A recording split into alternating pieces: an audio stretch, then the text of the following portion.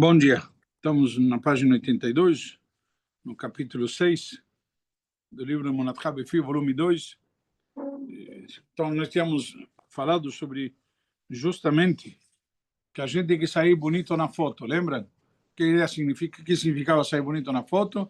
A gente quer, entre aspas, se mostrar bem entre Rosh Hashanah e Yom Kippur para ser merecedor das brachot de Hashem. Ele vai julgar e queremos ser merecedores. Então, da mesma maneira, nós temos que nos preocupar, não somente na época que vai bater a foto, Rosh Hashanah e Yom Kippur, sino uma conduta para a pessoa. E quando você vê que tem algo que pode melhorar, tentar melhorar na tua vida. Ok? E, então, diz agora, estamos no parágrafo, o sustento e a chuva.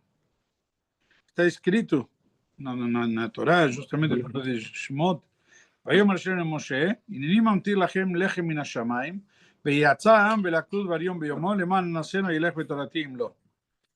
Na realidade, isso vimos na Torá 2 semanas atrás, ok? Que diz Hashem para Moshe, veja, eu farei chover para vocês alimento dos céus. Deixe que as pessoas saiam e colham a porção de cada dia em seu dia, para que eu possa testá-las, se elas seguirão meus ensinamentos ou não. Ou seja, literalmente, você acha que o sustento cai dos céus? Lá caía dos céus, literalmente. Que era o maná, era o pão celestial, certo? Que caía no deserto e todo mundo ia e colhia. E se alguém era ganancioso, interessante, que alguém era ganancioso e colhia mais do que precisava, vou economizar, vou guardar, vou comer mais. Quando chegava em casa, ele tinha o que ele precisava. Já. E aquele que colheu menos, também tinha o que precisava. Nos ensinando duas coisas interessantes aqui. Primeiro, não tem que ter receio, já, entre parênteses, não tem que ter receio de que, como vou me sustentar? A Hashem já determinou Rosh Hashanah e Yom Kippur, e quando chegar na tua casa, a conta vai fechar. Do mesmo jeito que com a conta fechava, a tua conta também vai fechar. E não adianta você querer ser ganancioso ao ponto de, como a gente diz, não ter escrúpulos para ganhar teu sustento, porque no final das contas você não vai comer mais do que você pode comer.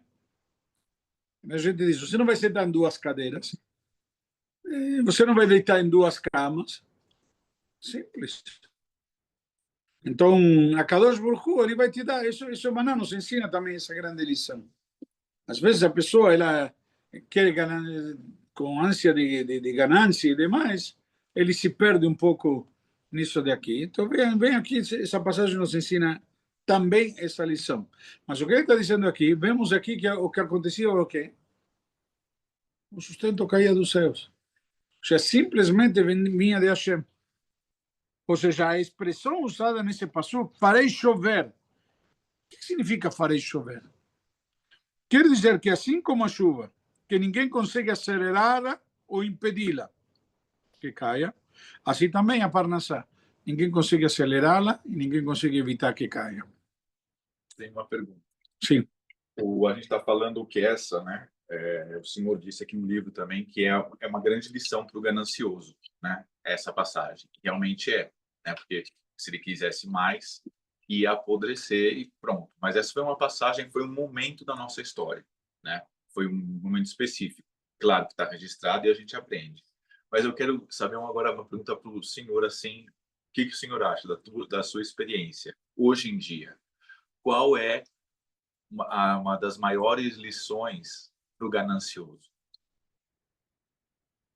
Não entendi. Onde que está a diferença?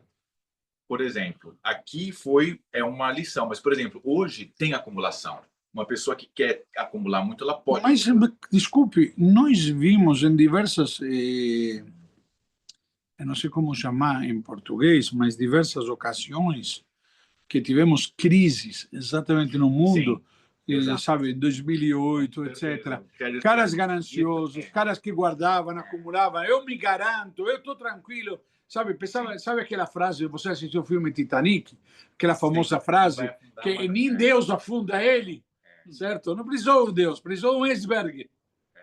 Ou seja, na prática não existe. Você pode... É simples. Eu tenho tanto que Deus não pode me tirar tudo o que eu tenho. primeiro ele pode, mas segundo pode ser pior, ele pode tirar você de todos os bens. É isso. Não tirar os bens de você, tirar você dos bens. Exatamente. Entendeu? Essa é a De uma hora para outra, Deus nos livre, você adoece, você fica inválido, você... De que te adianta tudo isso? No parque do povo na hora errada. Entendeu? Não, mas não é só o Parque do Povo, estou falando N situações. Quantas pessoas têm fortunas e doenças e não conseguem comprar um tratamento? Desculpa, ele tem tudo e não consegue comprar o tratamento. Isso exatamente como sim. Entendeu? Então, é uma questão... Depois, obrigado. Uma questão muito delicada. A gente tem que ter isso bem claro. Sim. Então, qual é o para o ganancioso? Desculpa, no Brasil, aqui se lembra o plano Collor? Todo mundo ficou com R$50. De um dia para o outro. Nivelou por baixo todo mundo. E quem tinha ganancioso, que não tinha como declarar, não teve nem como reivindicar a devolução do dinheiro depois. Porque para você poder reivindicar, tinha que ter o quê? Ah, tá bom, qual a origem? Ou quantas vezes não teve? Muita gente cometeu suicídio. Sim. E por quê? Por quê? É justamente isso. Ele estava confiando justamente lá no fundo, no seu... Como chama? Nos seus bens, não nele nem em Hashem. Nem no potencial que Hashem te deu. O cara perdeu a confiança em tudo, porque ele só confiava naquilo. Tiraram aquilo, não tem mais sentido. Eu vou te mandar, me lembra depois, um vídeo que me mandaram antes de ontem. Você lembra que teve aqui o rabino das prisões dos Estados Unidos? Hã? Antes de ontem, ele me mandou um vídeo que fizeram sobre uma entrevista para ele. Manda pra mim. Cara, é de arrepiar. Que hoje em dia ele foi transferido e se dedica à prevenção de suicídios. Se especializou nessa área. Justamente. Fala para eles que eles podem trazer esse rabino para falar. Sim. Olha. Mas Mas ele trabalha com prevenção de suicídio. Enfim, ele não é brincadeira. Porque tem um índice muito alto.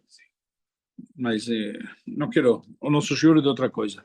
Só acho que respondi a pergunta. Muito bem. Rabino Abraham Ben Rambam, que era o filho do Rambam, diz que o esforço é uma condição imposta por Hashem por causa do pecado de Adão Rishon, como já explicamos. Ou seja, na prática nós vimos. Quando Adão pecou, que comeu do fruto proibido por instigação da esposa, da Eva, o que a Torá diz? Com o suor da tua frente comerás teu pão. Ou seja, você para comer vai ter que suar, vai ter que se esforçar. Hashem estabeleceu isso como um castigo. Existe o lado de esforço. Ok?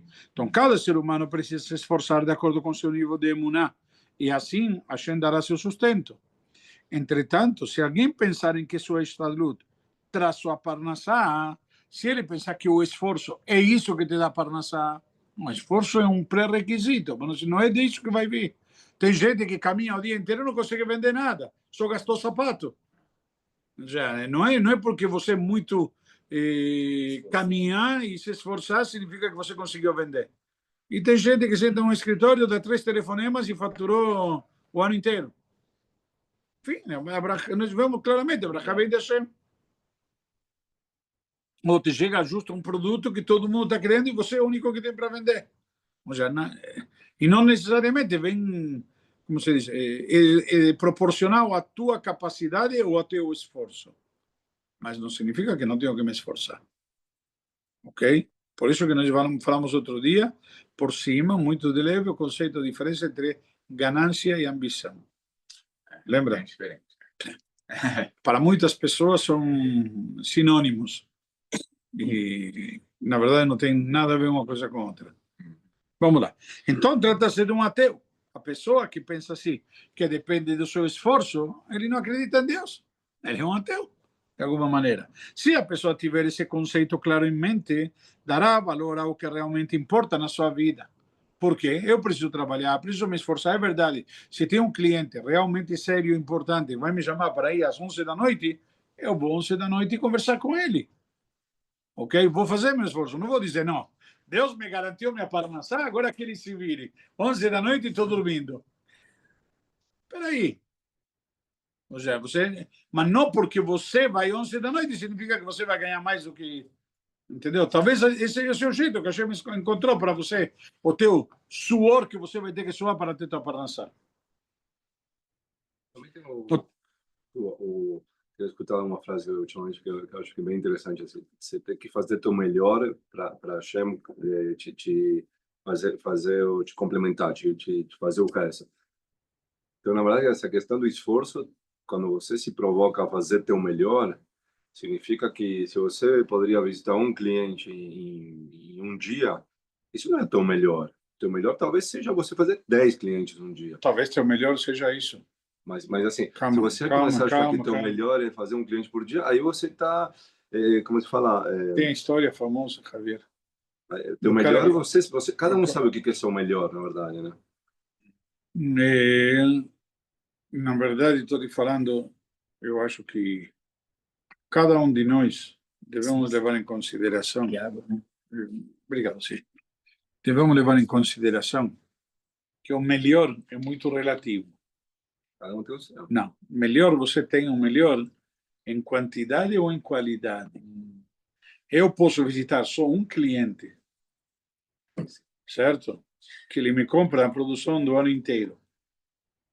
E posso visitar 10 clientes que não me compraram 10% da produção de um dia. Então, o que é o melhor? Tem qualidade e tem quantidade.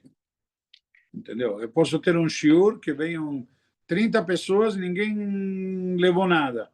Eu posso ter um shiur com 6, 7 pessoas, mas levaram para casa ensinamentos e você conseguiu impactar e transformar a vida deles. Então, a pergunta é, teve uma palestra, vieram 20 pessoas. Tá bom, ótimo, bonito. Calma, são 20 pessoas que se decidiram sair de casa, do conforto, como chama, da zona de conforto, e ir tentar se enriquecer. Isto daqui é louvável. Ponto. Isso é louvável para essas 20 pessoas. Não ficaram, tem jogo, tem TV, tem alguma coisa assim, eu vou ficar em casa. A preguiça é problemático. Ao contrário, é bonito ver pessoas que se esforçaram para quê? Para crescer, para evoluir, para se tornarem de alguma maneira mais enriquecidos com alguma coisa que não é necessariamente dinheiro. Isso para mim merece um parabéns para a iniciativa e principalmente para os que foram. Simples. Hoje em dia não preciso te dar uma desculpa para não ir. Qualquer um sabe no mínimo meu. Para não ir. Simples. Hoje de manhã você veio na sinagoga. Quantas desculpas tinha para não vir? Já estou atrasado, perdi a hora, eu fiz outra coisa, de que adianta? Vou chegar tarde, todo mundo vai me olhar, será o quê? Você fez o teu melhor. Nesse momento foi o teu melhor. Mesmo assim, apesar de tudo, veio. De alguma maneira, acho que fazer o teu melhor é relativo. O que sim está trazido nos livros, e é profundo e interessante, às vezes nós queremos que Deus faça mais do que merecemos. Já fazer além. Você quer fazer além? Então faça você além. Se torne merecedor. Mas se eu quero algo, quero que Deus faça um milagre para mim, qual é o milagre que eu estou fazendo para merecer que Deus se comporte comigo? Deus se comporta com uma base de reciprocidade. Então, peraí, você ultrapasse suas limitações, que Deus não vai ter opção, vai ultrapassar as deles. Que foi o que aconteceu? Aquela famosa passagem que sempre discutimos do Mar Vermelho, quando Nachshon entrou no mar e as águas chegaram às narinas. O que Nachshon fez? O que ele fez? Transcendeu, né? Ele transcendeu. Ele foi além. E Deus falou, bom, se ele vai além, eu também tenho que ir além. E fez um milagre e abriu o mar. Muitas vezes nós queremos que Deus abra o mar para nós, mas não estamos dispostos a ir além. Não estamos dispostos a fazer aquele esforço a mais. Não dá. Lamentavelmente, desculpa, é uma realidade. Eu posso te mandar histórias 1000, pelo menos, de situações, de pessoas que fizeram a mais e receberam milagres. Literalmente, Deus, eu vou fazer tal coisa, me comprometo e um milagre aconteceu. A pessoa fez literalmente além e Deus não pode ser menos. Só que quantas vezes nós estamos dispostos realmente a fazer além? É uma realidade. O ser humano tem um problema sério nesse sentido. Temos uma limitação muito grande. Enfim, cada um tem as suas batalhas. Não tem alguém que não tenha batalhas. Não existe. Todos temos. Alguns são mais difíceis. Isso o Rabino fala naquela entrevista. Ele fala simplesmente, o cara fala, como você, uma das primeiras perguntas que ele fez, como você consegue trabalhar, se dedicar todo dia para visitar criminosos, serial killers, como chama, assassinos em série, etc.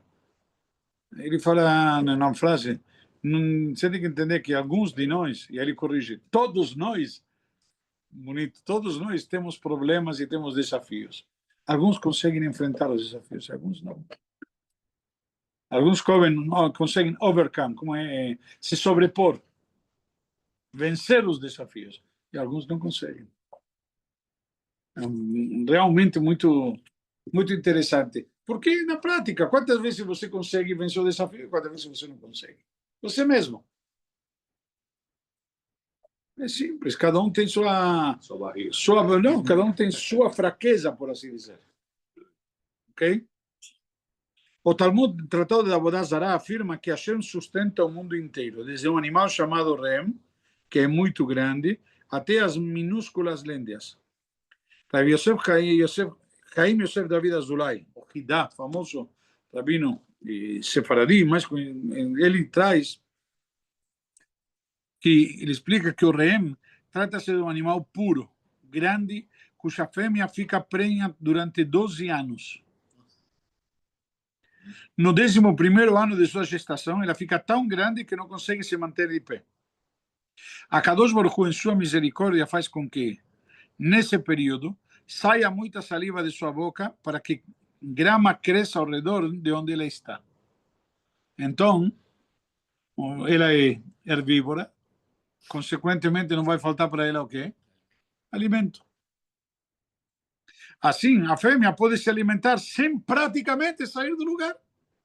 Da mesma forma, ele nutre as lêndias devido à sua pequenez. Então, na prática, se a Kadosh Baruch Hu consegue sustentar todos eles, e ninguém deles tem a ganância de quê? De guardar hoje para amanhã. Eles confiam em Deus, eles sabem que Deus me deu hoje e vai me dar amanhã também. Não tem freezer. Você viu algum leão com freezer? Adriana, desculpa, aproveita. Guarda no freezer. Ao contrário, ele comeu a presa dele e o que sobrou deixa para os outros comer. Não é nem sequer mesquinho. Acabou, ele está satisfeito, ele vai para o canto dele descansar. Não sei se vocês viram um pouco, estudaram um pouquinho de fauna. Outro animal que depende exclusivamente da piedade divina para sobreviver é o corvo. Conforme cita o próprio David Amelech, o rei Davi, nos Salmos, Noten li be'ema lachma, livnei orev asher ikrau. Ele dá ao animal seu alimento aos filhotes do corvo quando gritam. Então, na prática, Rashi explica, baseado no Talmud, no Tratado de Ketubot, que o corvo é cruel com seus filhotes. Por quê? Pois eles nascem brancos. E dessa forma, ele pensa que não são seus e os abandona. Ok? Os filhotes só não morrem de fome porque de suas fezes saem larvas, das quais eles se alimentam até que cresçam e possam ir sozinhos atrás de seu sustento. Já como o que nós chamamos a natureza é sábia, como Deus criou tudo isso na natureza. Já você vê, se você analisa, olha o detalhe como Deus criou a natureza. Hoje em dia o cara tem que estudar veterinária para aprender tudo isso. Estuda Talmud, tem até aula de veterinária. Dessa forma, se Hashem cuida da sobrevivência dos animais maiores e até dos menores, é óbvio que também cuida da parnassá do ser humano que se apega em sua bondade. Por isso não deveria haver lugar para preocupação em relação a esse assunto em nossas vidas. Já na prática não tem que se preocupar com isso. E, lamentavelmente, o ser humano é o que mais se preocupa por isso. E, às vezes, você não espera, você não se preocupa, você tocando a vida, a confiança, fazendo a tua parte, como a gente diz, e, de repente, te chega alguém que te oferece um negócio, te oferece um contrato, te dá um presente, te diz, vem, literalmente vem. E isso acontece. Então, o que você não digo me surpreendeu, porque eu dou um shiur para casais, e na segunda-feira, na casa de um dos casais, tinha um grupo de casais, e uma mulher me fez uma pergunta também, como eu explicaria para os filhos as coisas da Torá, que hoje em dia são diferentes, etc., como explicaria os ensinamentos, etc., que a gente fala que a Torá tem tudo, como transmitiria isso para os filhos? Como se fosse que tudo é bonito, como você perguntou, 2000 anos atrás. Hoje em dia estamos em outra realidade. 3000 anos atrás. A Torá foi dada 3.337 anos atrás, quase. Poxa. Então, naquela época era diferente. A mesma Torá, mesmas lições. Entendeu? Te dei casos de agora em dia, não é só no Maná. Você fala, isso aconteceu lá no deserto. Hoje em dia, como fica? Exatamente igual. Lamentavelmente, exatamente igual. Então,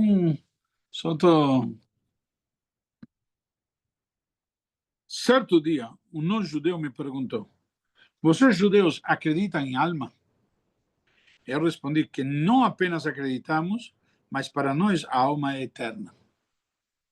Temos o corpo limitado, feito para servir a alma, que é imortal.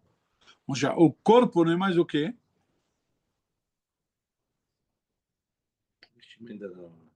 Ou, como a gente diria, a carcaça que tem onde a alma se manifesta. Ela pode viver através do corpo, neste plano físico e material. Que nem energia. Eu posso ter energia, mas o celular está desligado. Agora, o celular funciona porque tem energia. Tira a energia dele, acaba a bateria, tem um monte de circuitos, tem um monte de coisas e não adianta nada. Ok? Dessa forma, é preciso subjugar o corpo a Neshama, a alma, que é parte da Hashem. Lamentavelmente, a gente não consegue. A gente vemos na prática que quem prevalece é o corpo. O corpo está cansado, vou dormir, não vou rezar. Não vou acordar.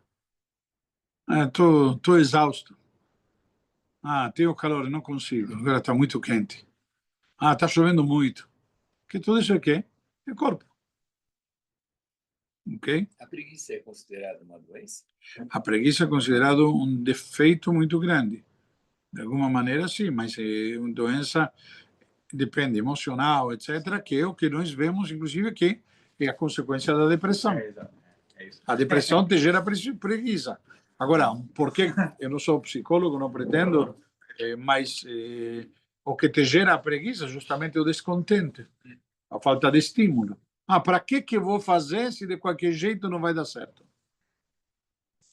Entendeu? Então, que depressão. São sintomas diferentes.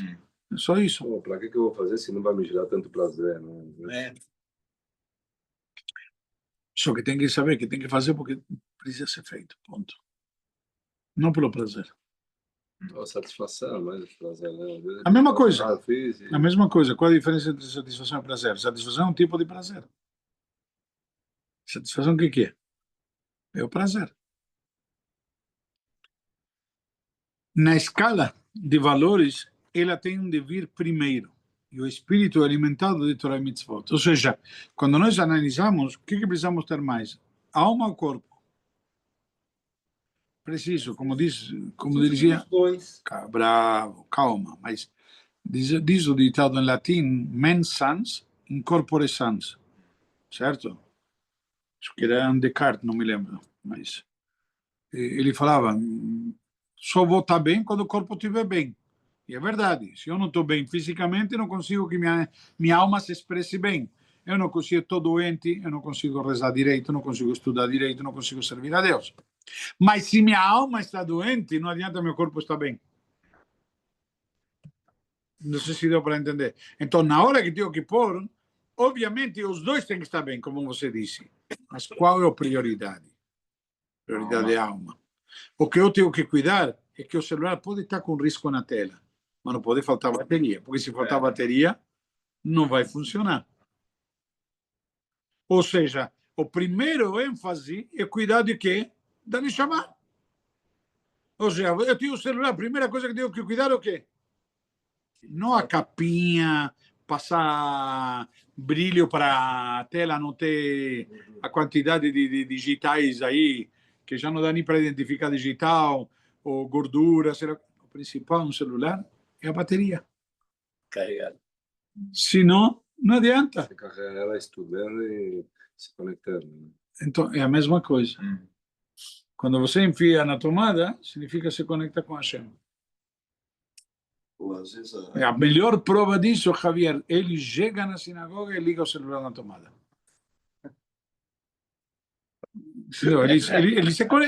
Ele tem que fazer um ato que ele se sente que está se conectando.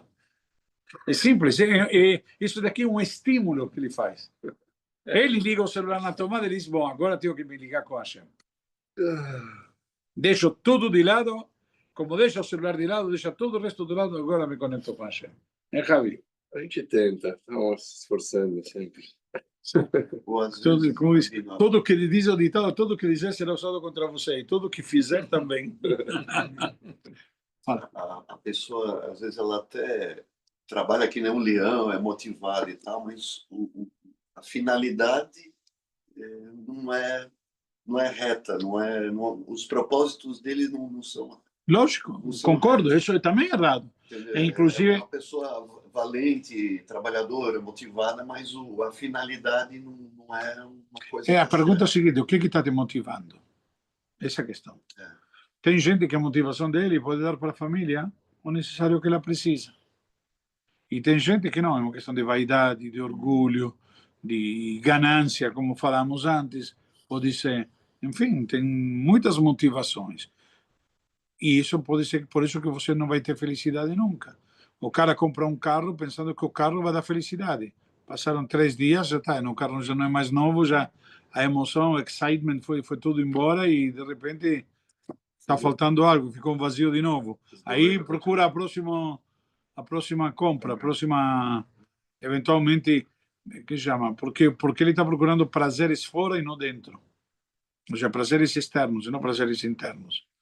Mas isso daqui, o psicólogo depois marca a consulta e passa o dízimo para a sinagoga.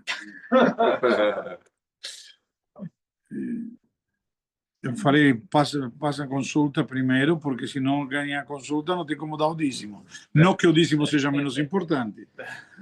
Pode ser ao contrário, pode ser um estímulo. Querer ganhar para poder dar o dízimo. Significa nobreza de espírito de querer distribuir para os outros também. Não malinterprete minhas palavras. Sendo assim, tudo está nas nossas mãos, pois para nutrir a Neshama é preciso que desempenhemos ações como dizer uma berachá, fazer uma tefilá, realizar mitzvot e, obviamente, estudar a Torá. Sabemos que tudo depende e é determinado dos céus, exceto o temor a Hashem, que vai levar ao cumprimento da Torá e das mitzvot. Portanto, parnassá, saúde, paz, enfim, tudo é determinado em Rosh Hashanah. Mas a aproximação, ou além do afastamento de Hashem, depende de cada um de nós. Hashem te diz, olha, eu tenho para te entregar 5.000 milhões de sei lá o quê, de brachot, ok? Eu tenho para te entregar, mas você se afasta dele. Então, o que adianta? Você não vai ter como recebê-las. Você se afastou. E é onde entra o livre-arbítrio do ser humano, para escolher o que é primordial em sua existência nesse mundo. O que significa primordial? O que é primordial em sua existência neste mundo? Para muitos, o que significa o mais importante? Então, o mais importante, eu entendo, é você cumprir com o objetivo para o qual você veio ao mundo. Ou seja, você ser aquilo para o qual você veio aqui. Qualquer outra coisa que você fizer, talvez você não vai ser, e não vai ser feliz, e não vai ter justamente sucesso, por assim dizer. Por quê? Porque você não vai estar escolhendo o que é primordial em sua existência neste mundo. Você está cuidando da capinha do celular, você está cuidando do brilho do celular, você está cuidando do risco da tela do celular, com o protetor, tudo mais. Mas esqueceu de colocar para carregar. Esqueceu de cuidar da bateria. Hoje em dia dizem que a bateria não tem aquele efeito memória, enfim. Não entendo muito disso, mas é o conceito. As pessoas se esqueceram. Então, a mesma coisa na nossa vida, temos que também saber cuidar do que é primordial. Para o celular andar bem, não é a tela, não é o, como chama? Não é a capinha, não é o brilho, ok? Então, temos que saber na nossa vida também o que é primordial e o que é que não é. Parar por aqui. Foi a Bom dia. Interessante isso, né, cara?